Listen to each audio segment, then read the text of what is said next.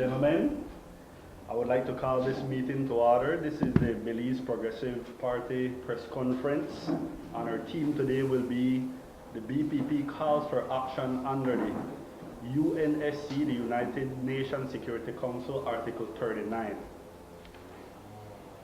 I would like to apologize for our political leader, Patrick Rogers. He has been invited to the United States by the BREDDA Foundation, so he is currently in the US representing the Belize Progressive Party.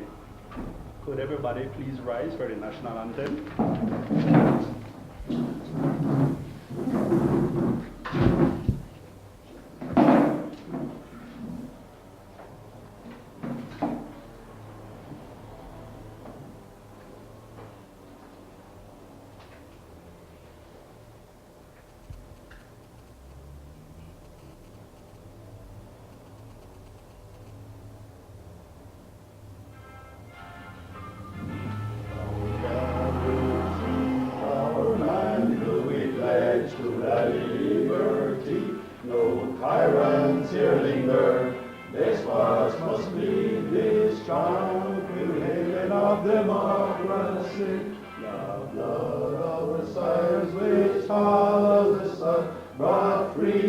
From slavery, oppressions brought by the might of truth and the grace of God.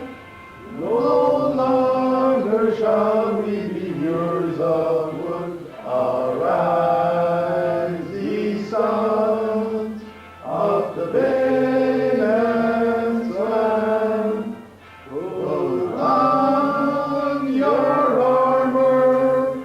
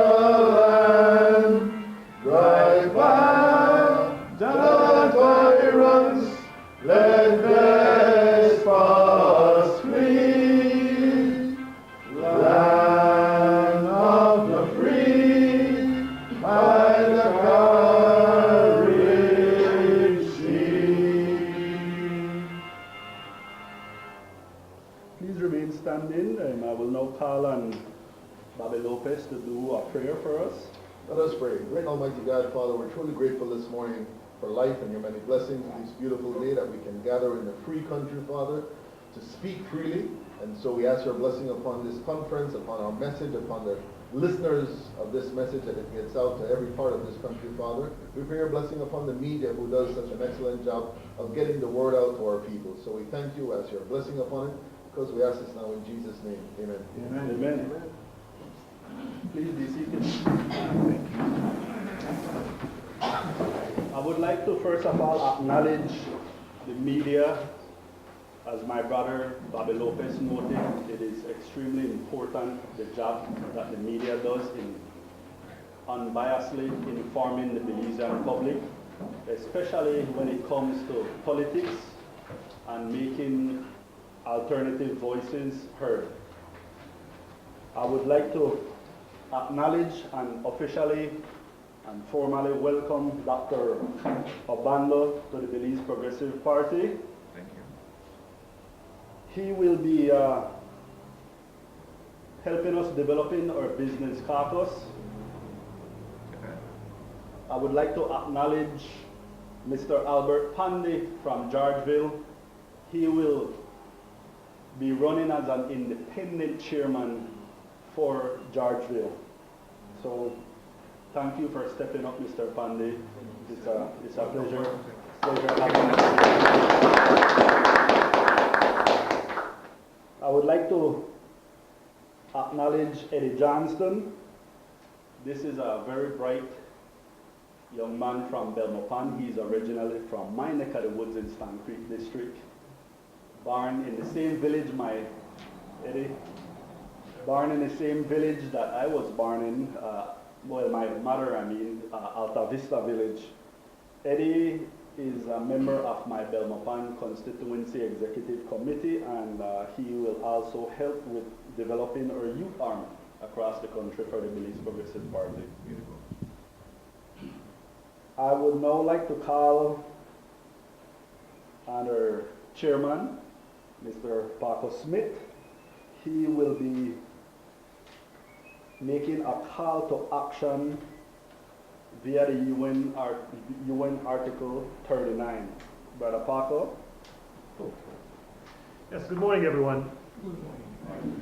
First and foremost, I'd like to say thank you very much for coming out.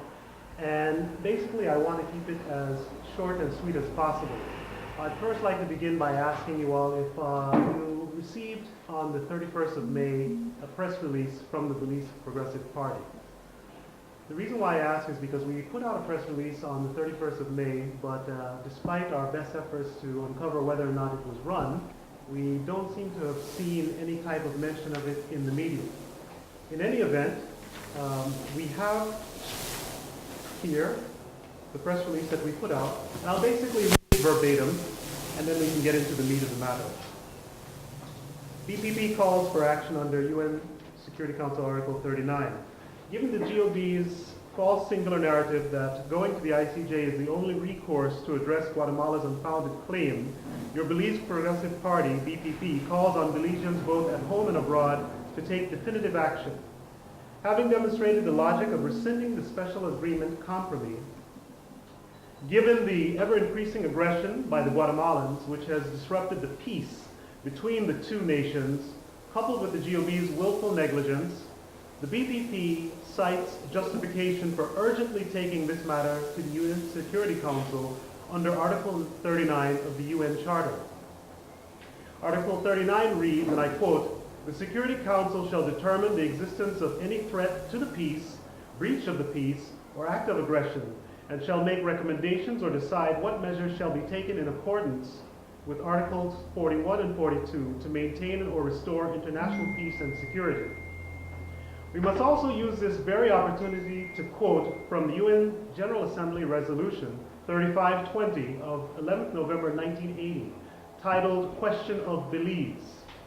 At Clause 7 it reads, requests the relevant organs of the United Nations to take such actions as may be appropriate and as may be requested by the administering power and the government of Belize in order to facilitate the attainment of independence by Belize and to guarantee its security and territorial integrity thereafter, close quotes. This call is made since our elected officials have shown not only their ineptitude, but even graver concern, their unwillingness to recalibrate the failed policy on Guatemala. Once the GOB fails to comply with this recommendation that we're putting forth, within 30 days, via the support of the people and beyond the ambit of the government, we call on every Belizean and true friend of Belize to support this effort.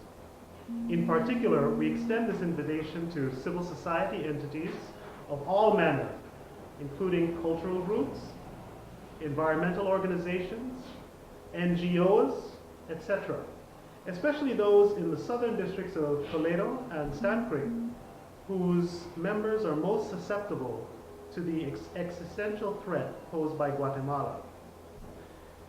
If the government of Belize continues with its unwillingness to stand up for Belize, the people must, The people are the government. Therefore, we must act in the best interests of our nation to ensure its existence for future generations of Belizeans.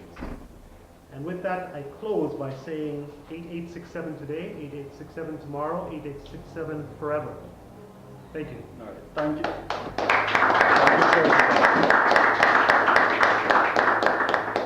Thank you, Chairman Parker.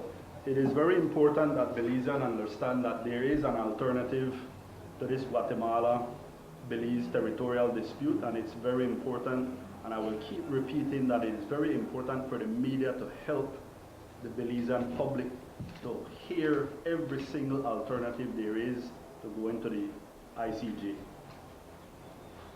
With that, I would like to move on to the next item on the agenda. I once again call on Chairman Parker to inform the public about our political leader, Patrick Rogers, taking our position to the Diaspora. Okay, thank you very much, Charles. As was mentioned at the beginning of the press conference, our political leader, Patrick Rogers, is not in country right now. That's why he's not here. And the reason being is because he's been invited by a Diaspora Belizean group out of Los Angeles, one of the oldest diaspora groups there, BREDDA, B-R-E-D-D-A. And he's there to extend the BPP's message with regards to alternatives to going to the ICJ.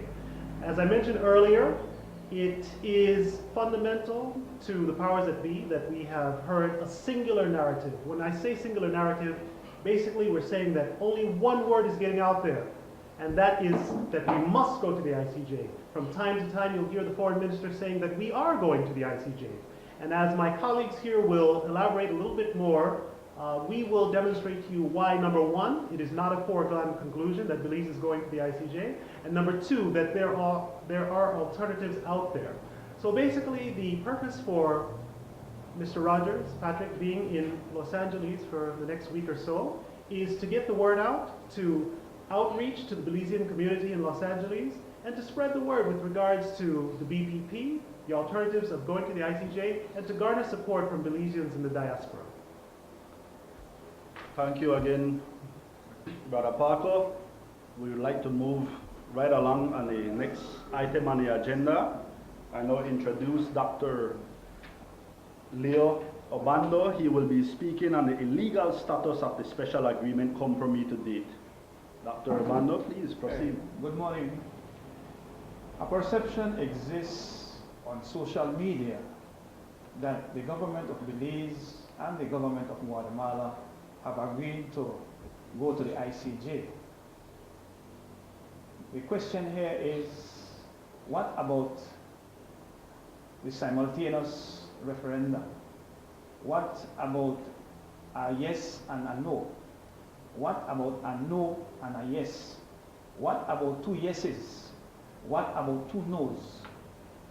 Are the Belizean people informed and ready to get the pronouncement from the ICJ?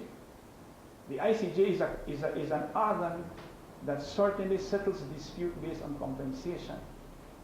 What about 99 in favor of Belize and 1% in favor of Guatemala? What about 70% in favor of Belize and 30% in favor of Guatemala? These are questions that certainly exist, and we need to really try to find answers and clear understanding for these questions. Now, in terms of the compromise, we know that the compromise needs to reach the Senate to be ratified before it goes to any other level. And I believe that that is what the Belize Progressive Party is pretty much lobbying for. And we need all Belizeans to be aware of that. There are three basic elements that Belize fulfilled as a basic requirement to become a political state in 1981. And that is contemplated within the UN Charter. And these three elements are, for a nation to become a political state, it must have a defined territory with borders. To the north, we share the border with Mexico, and to the west, Guatemala, and to the east, the Caribbean Sea. So we have a defined territory. The second element is it must have a people. Belize complies with that requirement as well. And lastly, it must have a government. So in 1981, the UN voted to accept Belize as a member of the United Nations because Belize fulfilled those three basic requirements. And I want to remind Belizeans that if we did fulfill and pass the test in 1981, the question is, why the ICJ? Thank you.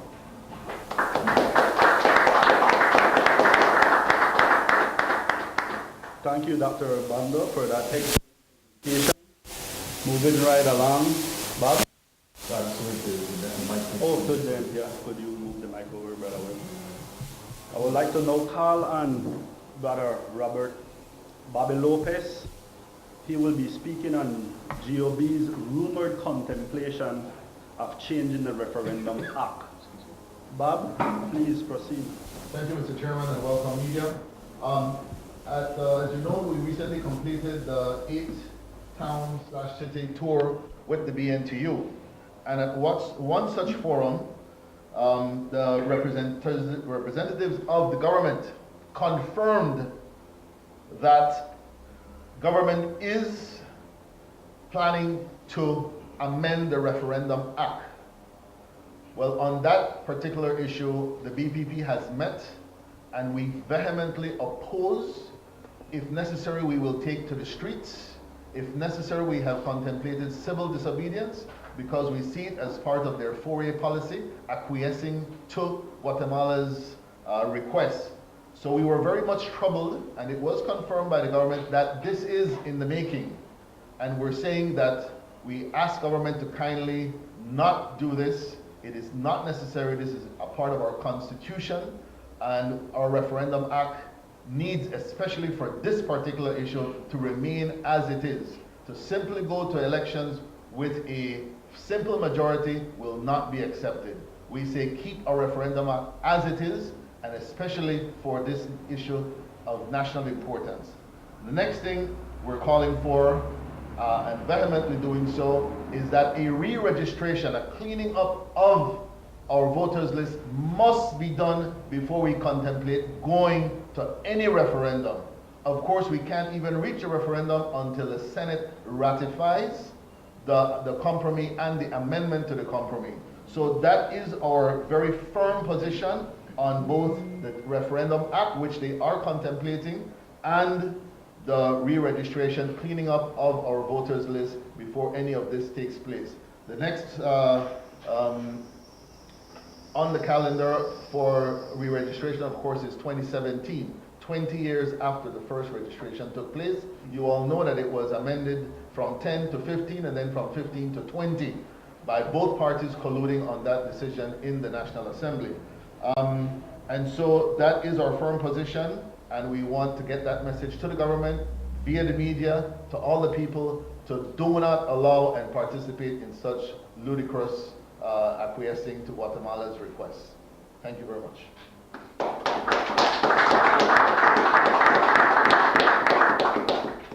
Thank you, Brother Bob.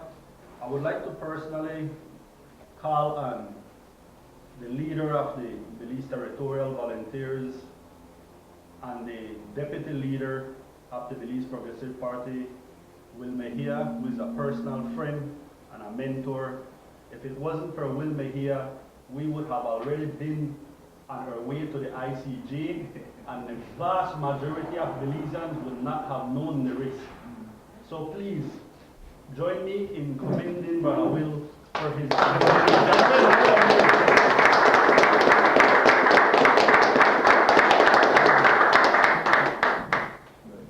Moving to the next item on the agenda, Brother Bobby will be talking about the call for I didn't talk them together. Oh, you did? You already did, Bob? Sorry. Sorry. It's Will. Okay. Well, of course, the re-registration is long overdue. I will now be talking on the village council elections. I would like to clearly state that the BPP, the Belize Progressive Party, fully supports non-partisan, independent village councils.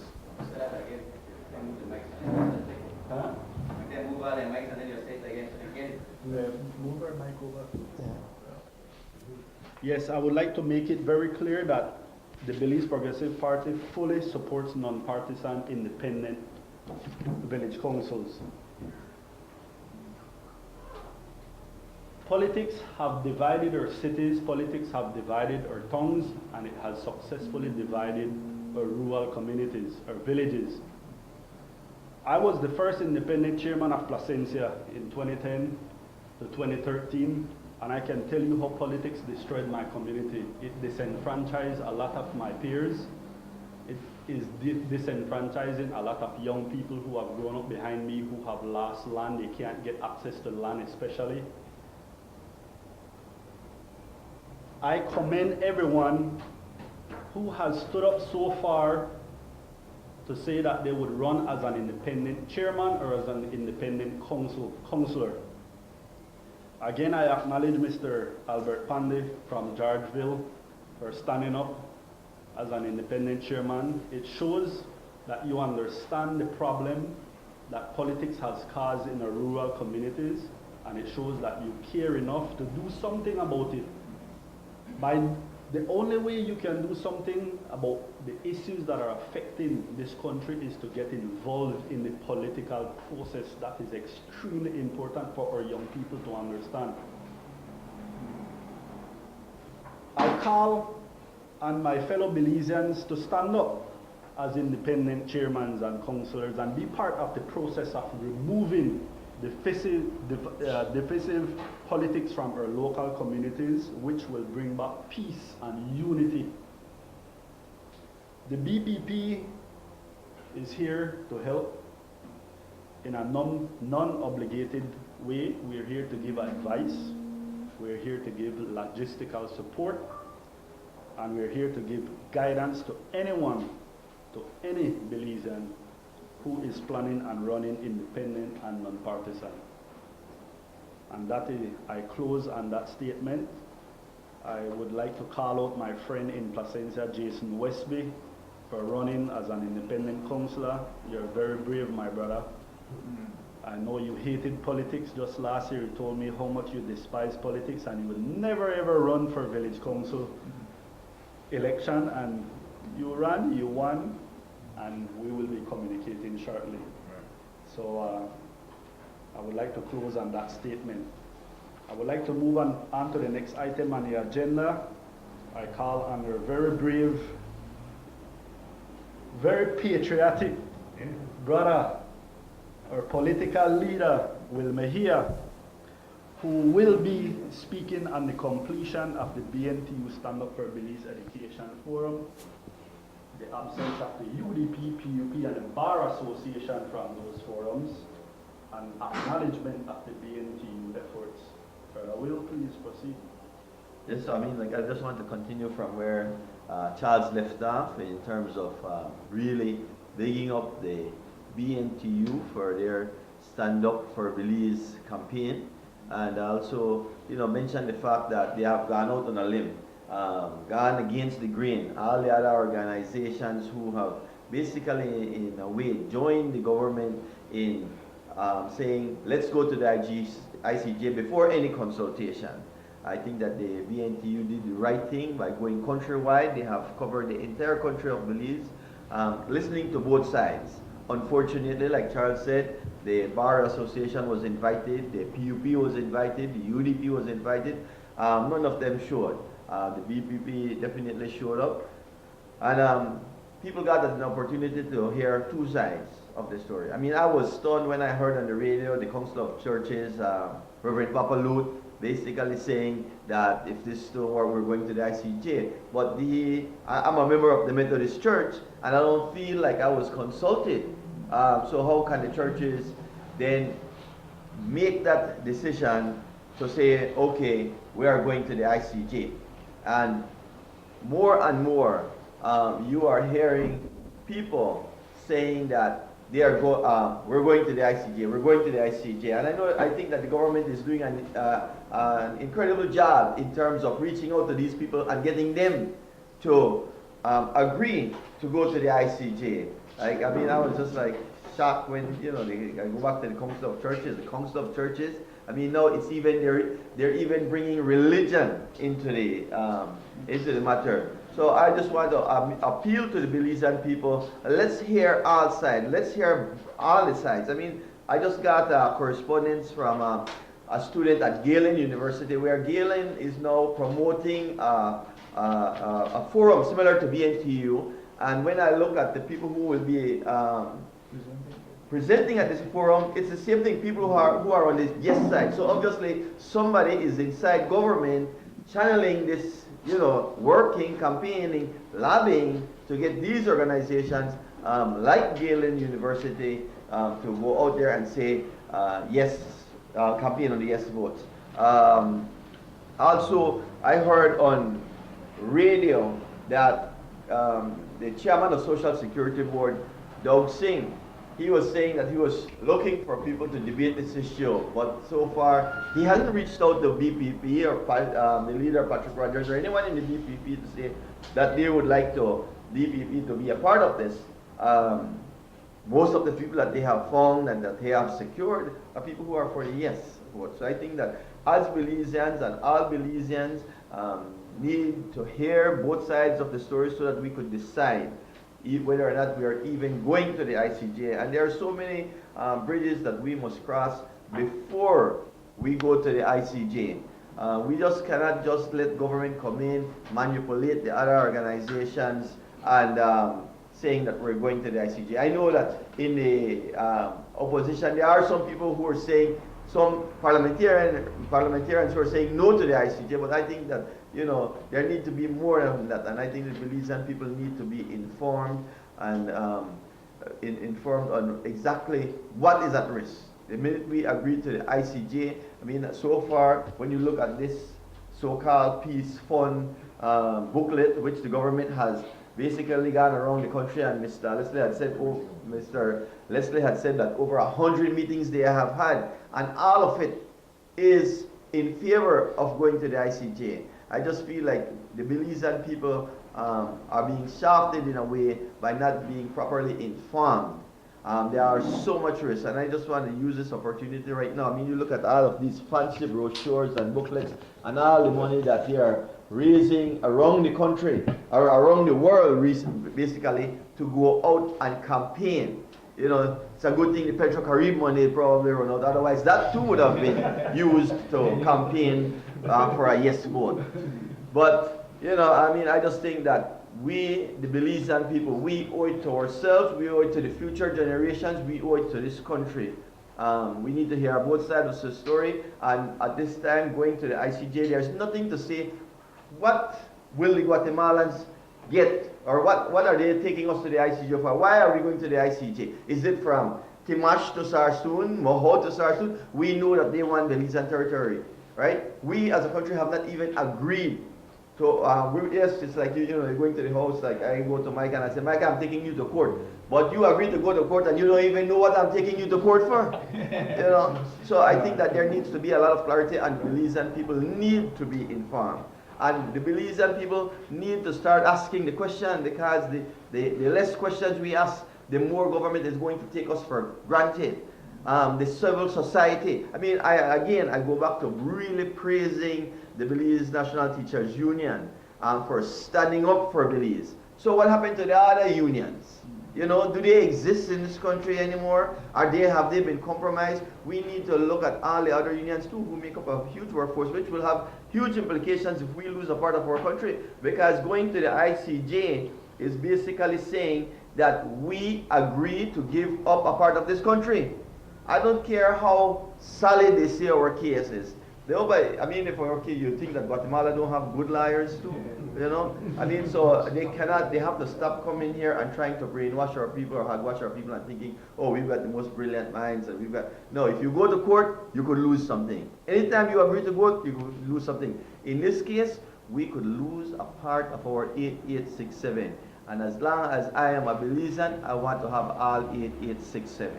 So again, I go back, I want to bring up the NTU, I want to appeal to all the civil society organizations out there, all the other organizations, all the people who are graduating. I want to congratulate them and urge them as soon as you turn 18 to go register to vote, right? And I join Bobby here in calling that on everyone to urge the government to just do its job and let's have this re-registration so that we could have a clean and fair election or when the referendum comes into place. Okay. So thank you very much. Thanks to the media for always being there to spread the word to the people of Belize.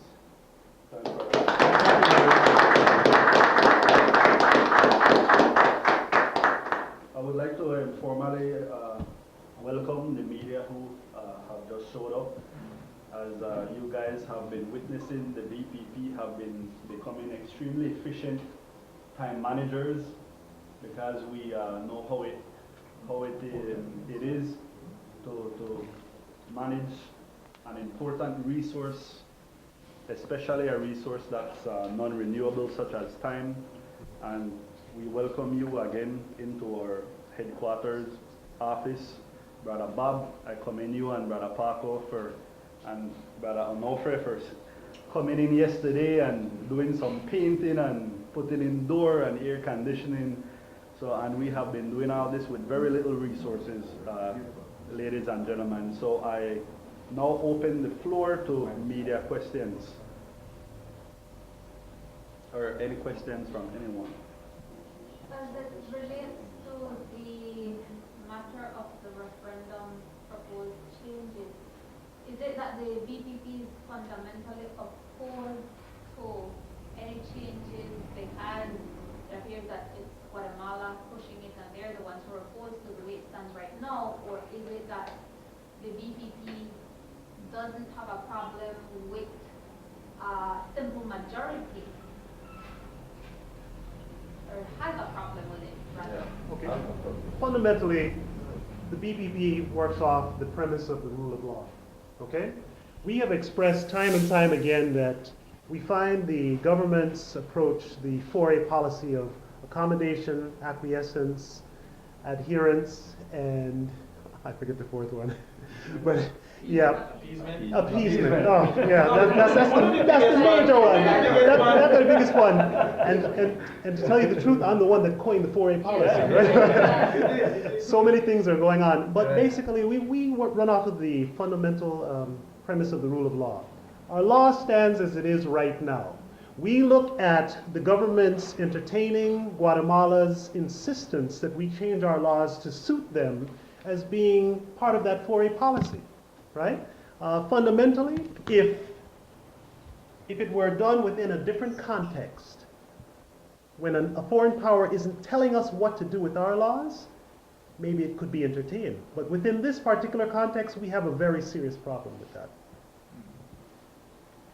Gentlemen, I'm hoping you'll entertain me on this question. If I understand the BPP's position on going to the ICJ, is that you all think there is another option where the country of Belize could seek the intercession of the National Security Council, the UN National Security Council. I've spoken to other persons who are supposedly learn on this topic, and they don't agree with this. Some of them actually think it's laughable because it would be like you and me having a dispute, and instead of going to the court, we want the police to settle it. So can you address that for us? Absolutely, we'll definitely address that. We went through 9 different sessions at the BNTU presentation, Stand Up for Belize. During that time, we took the opportunity to put forth our alternatives to going to the ICJ. As you know, there was representation on behalf of the government in the form of the International and Boundaries Commission, and they put the government's perspective forward. At one time, did they ever say that what we're proposing cannot be done? It's a matter of interpretation. And on several occasions, we've spoken with the individuals from the other side, and they have agreed that it's a matter of interpretation. So insofar as the singular narrative that is going out there, I expect that to come from those quarters. But our point is that we want to let the Belizean people know that there are options and alternatives out there. And fundamentally, the BPP believes that in order for Belizeans to make sound decision with regards to anything that deals with our territorial integrity and sovereignty, it behooves every single Belizean to find out as much information as possible so that you can make an informed decision. For my knowledge, can you tell us, do you have any other alternatives that you all see, apart from interceding to the National Security Council, that you all have researched? Well, at this time, this is the major one that we're pushing. But again, we are in a process of consistently looking forward. But we find that at this juncture, especially given the game-changing move by Guatemala to, and I will use this terminology, to annex the Sarstoon River, that definitely plays into why we see this as the most viable option at this time. If I might quickly add, Can you switch the mic, sir? Sure. well, I'm trying to speak loud.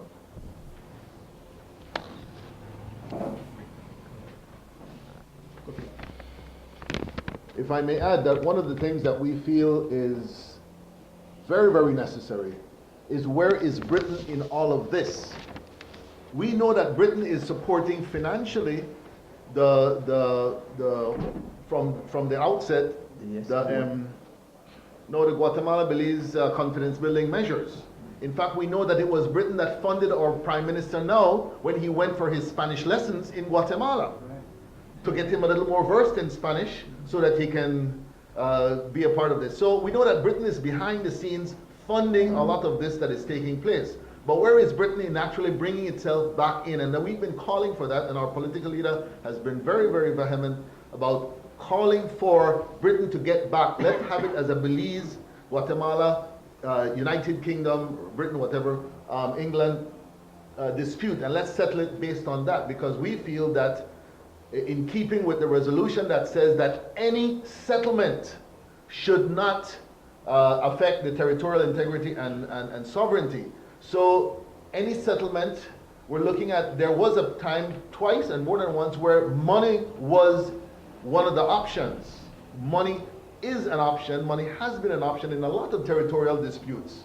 The Louisiana Purchase, the Mexico-US war, all of those were monetarily settled for what you got in place. So we know that Britain must come back into this picture and should come back. And so that's another area that we don't see our government calling for and bringing back to the table. And of course, we see all the other information coming out via social media with regards to what was taking place 30, 40 years ago with Guatemala and their information gathering for Guatemala and Belize. So we know that it is imperative that they come back to the table. And that's one of our calls. Just a comment about his question, no? And this is a question that I asked to the representative of the government at one of the BNTU meetings. He said that the learned personnel said that it's like trying, if you have an argument and you're trying to go to the police to solve it instead of going to the court. But what they don't tell you is, like Dr. Obando said, we already have our borders clear. So it's like I have a land title, and you're trying to claim my land title. I don't need to go to the court. But the department has already given me my title. So if you're trying to squat on my land, I go directly to the police. If you come and use force on me, I go directly to the police to remove you. Correct. Yeah, exactly. I would like to make one closing comment on your question, if I may.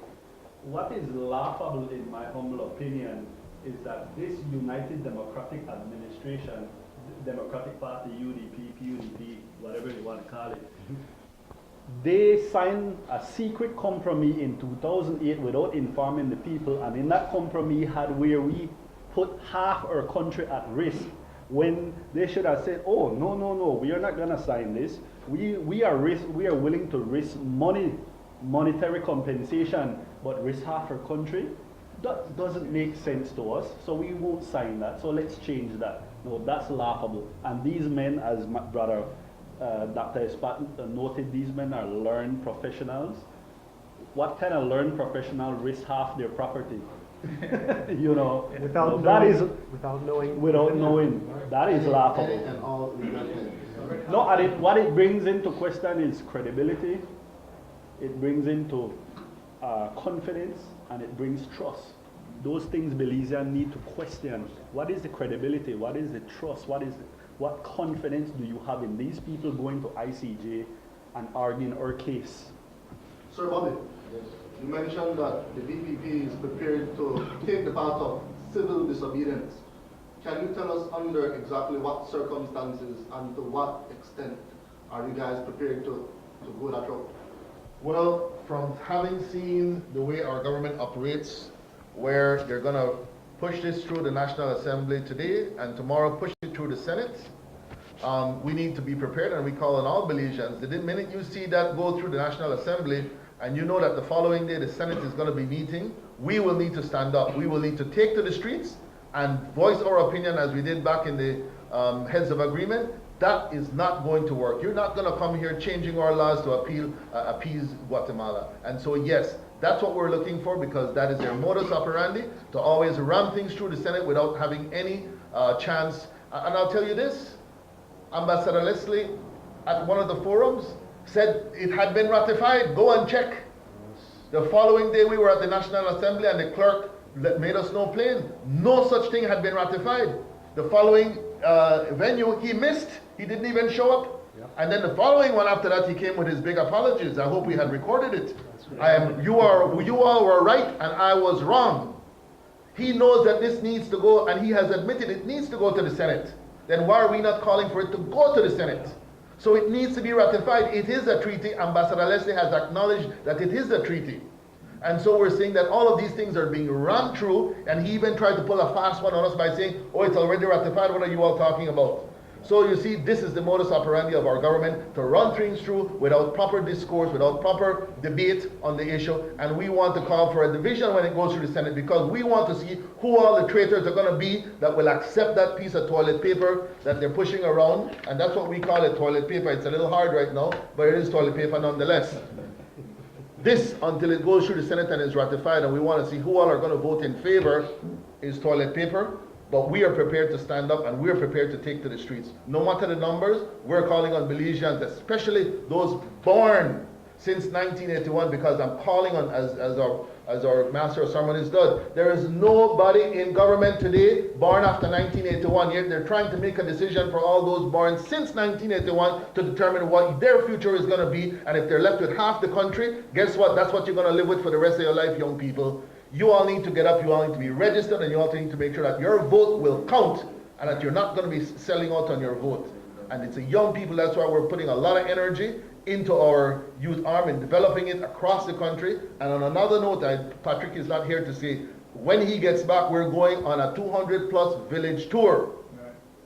Because we're going to be hitting all the village, and actually Mr. Pandy has already invited us. He's going to make arrangements in Georgeville, and incidentally, Georgeville, the village named after George Price. We may be exactly where we'll kick it off. I would like to address Mr. Gooding. We have already instigated civil unrest. I mean civil disobedience. I would like to clarify that. The Imbaro in 2005 called for civil disobedience, but the people went into civil unrest, and he never clarified, or nor up to this day has he retracted that statement. So that's important. So I made that then Freudian slip intentionally.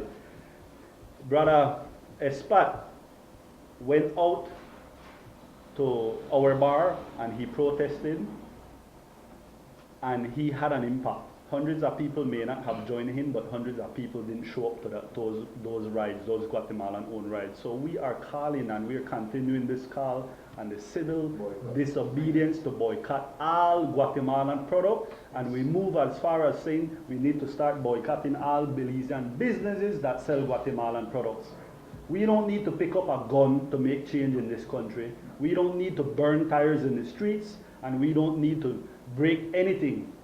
Our pocket is more powerful than Guatemala's pocket. Our money is worth more, it's valued more. So it's time for us to start speaking with our pockets. And our political leader, once we discuss on the executive discuss, we will call for further civil disobedience once we agree on what call to action we will have. So I hope that answers your question. Thank you. And then Is there any likelihood that once the matter goes to the UN Security Council that they would likely say it needs to be resolved at the ICJ? What do the articles say in relation to that? That is definitely a distinct possibility, and we acknowledge that. But the key is that as matters stand right now under the compromise that was signed in 2008, if the Belizean public vote to go to the ICJ, number one, well, we already mentioned that we don't know precisely what Guatemala is asking. Number two, it's a binding decision that is unappealable, right? With the specter of Guatemala wanting at least half of our country, the risks going that route far outweigh whatever potential benefits the powers that be are saying we can derive from going to the ICJ. Now, to directly answer your question, yes, there is a possibility that the UN Security Council may say, okay, well, we decide you should take it to the ICJ. But in so doing, by virtue of taking it to the UN Security Council, that will in effect recalibrate Belize's foreign policy with regards to this. Because the crux of the matter is this: going to the ICJ or going to referendum under the aegis of the current compromise, it's not in Belize's favor by any stretch of the imagination. Taking this matter to the UN Security Council, yes, they may say, we recommend that we get a recommendation from the ICJ, but that will reset the button in terms of how Belize is addressing this issue. So it's a recalibration. And then a question to Mr. Obando. On Tuesday, the foreign minister nonchalantly said that Guatemala can claim all of Belize. Can you address that statement? You've studied this situation for so long. Is it something new? Clear. And can you move on the mic, please? I would want to, if you could, the first part, I never hear it too well. Question. The foreign minister basically said that Guatemala is claiming all of Belize, whereas we have heard that it's only from the Cebu down. Is this something new that he is saying, or that Guatemala would be claiming? Well, this imaginary founded, unfounded claim. It's like a football game happening between two teams. It has a referee, spectators on all sides, but everybody is quiet. Everybody is enjoying the game, but there is no real ball in the field. People scoring goal without a ball. There comes in another player that wants to play and says, I want to play. Referee says, no, you can't play. Out. Well, the player says, if you don't allow me to play, I'll take the ball. And he walks away from the field and the game is ended. I'm using that as an analogy to tell you that an imaginary claim could be posed by anybody. Now it's up to you to really want to really entertain that claim. And that's why when they speak about the status quo in Guatemala, they have created this status quo in Guatemala that they want to transfer to Belize, to the Belizean side. The status quo in Guatemala has used the territorial claim on Belize to impoverish the Guatemalan people, to violate their rights, to really create a dictatorship in the type of democracy they have. And that might be the very same thing that they want to build in Belize, a status quo that will do the same. At the end, let's say we were to get a good judgment from the ICJ. Does that mean that the harassment of the Guatemalans on the Chiquibul will end? Do you think that the people going to do fishing in our waters will end when 65–70% of the Guatemalan people are living under the poverty line? When the level of corruption and the violation of their human rights, Guatemala is listed in the black pages as one of the countries that violates human rights the most in the region. So I believe that the Minister of Foreign Affairs is just using words with no air inside, and that's my understanding. Sir, during the weekend of a very frightening escalation that Guatemala engaged in which they announced that they were, let me not use the word improperly, moving troops, not mobilization, moving troops to the adjacency zone, or the border, whichever you want to call it. The leadership, the leader of the BPP made a presentation calling to the Belizean people for an increase of military personnel to the amount, if I remember correctly, is 10,000. Now, to increase your military suggests that you intend to make use of it for a military solution. Now, that sounds scary. Why would the BPP be advocating for a military solution? And if that is not what you are intended in that particular presentation, can you clarify for us? Okay, I'll take that one. First and foremost, speaking on behalf of the political leader, we never called for a military solution to this situation. We want to make that absolutely clear. But in terms of what was called for is indicative of planning in advance.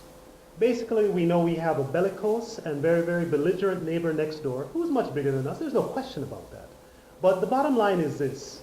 As Belizeans, we have to be ready and willing to die for this nation, right? I mean, any Belizean that tells me that he or she's not willing to die for Belize, I have to kind of question their patriotism. In terms of what we were calling for, and to be specific, we were calling for the BPP to mobilize or become useful in setting up an auxiliary unit that can augment the security forces. That's within our gambit. That's what we can do. With regards to the call for Belize as a nation to increase its military, yes, we did make that call. And it's based on the premise that we have to stand up for Belize. We can't expect the British to come and fight for us. We can't expect Mexico to come and fight for us. We have to be willing to shed blood here. And the bottom line is that we want to send a message to Belizeans that we have to become attuned to this. So, as a point of clarification, we're not inciting, we're not seeking, we're not advocating a military solution to this, but all the same, we don't want to get caught with our pants down. Because the bottom line is that if Guatemala decides to come across the border, we have to put up some degree of resistance. Now, on that note, though, I will tell you, and this is my personal opinion, why do you think Guatemala is pushing so hard to go to the ICJ? It's because they know in today's political economy, if they cross that border militarily and do anything to Belize, the economic blowback from the international community will be so severe. Dr. Obando spoke to it about the level of poverty in Guatemala right now. If they do that, they know what's going to come. It's going to get worse, 10 times worse. And that's why the BPP is so very disappointed with the powers that be with regards to their pushing this singular narrative of we must go to the ICJ. Because in essence, what they're doing is they're giving Guatemala their only out. They're giving Guatemala their only out. And I'll talk a little bit with regards to what my colleague Bobby said. Where is the British in all of this? The British are there. They're behind the scenes. I always hear about this group. I call them an amorphous group called the Friends of Belize. Right? Let me tell you something. Whenever I do my writings, I talk about the true Friends of Belize. Because insofar as I am concerned, these Friends of Belize that are generating money and whatnot, I question what type of friends they are. Because based on the premise of what we're saying, in terms of how the Compromis is currently set up, Belize stands to lose territory. If we go to the UN Security Council, that territory element is off the books based on previous UN resolutions. My question is this. These so-called Friends of Belize out there, since you're gathering up so much money to try and keep this ineffective OAS office at the adjacency zone, the so-called adjacency zone open, why don't you collect a lot of money and put it in a trust just in case the matter goes to the UN Security Council and it says that a compensation is due to Guatemala? Collect funds for that. Then you're going to show me and you're going to show the BPP that you're true Friends of Belize. So I'd like for them to consider that.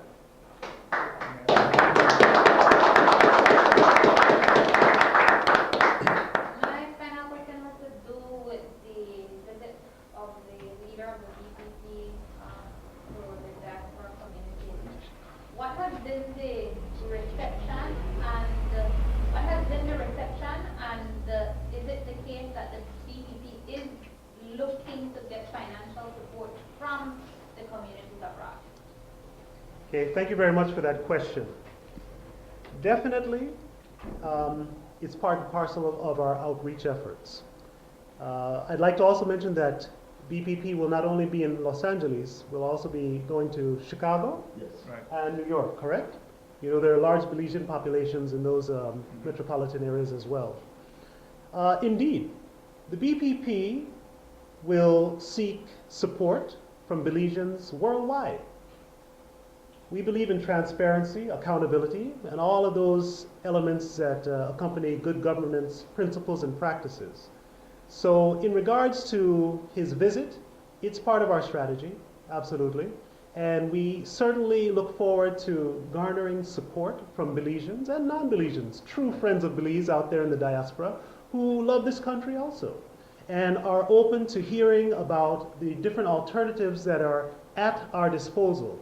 Because again, I'd like to reiterate, in order for the Belizean people to make an informed decision, it's critical that we provide them with the myriad of alternatives that are there for them to make a decision on.